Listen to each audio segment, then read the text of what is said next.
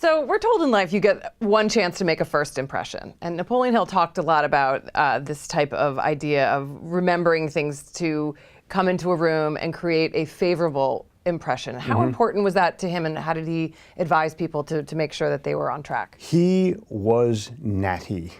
He dressed nattily and always created an impression when he walked in a room.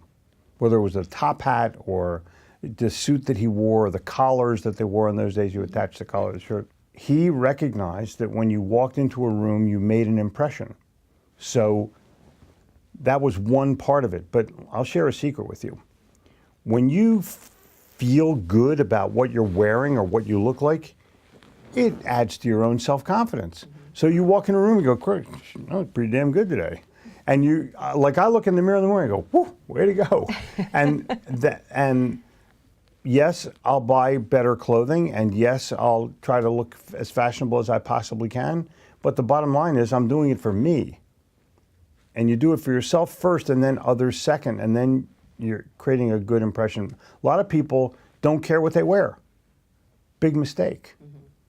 And you have to some degree, you have to look at what is someone else going to think, what is someone else going to say. And because they're going to say something.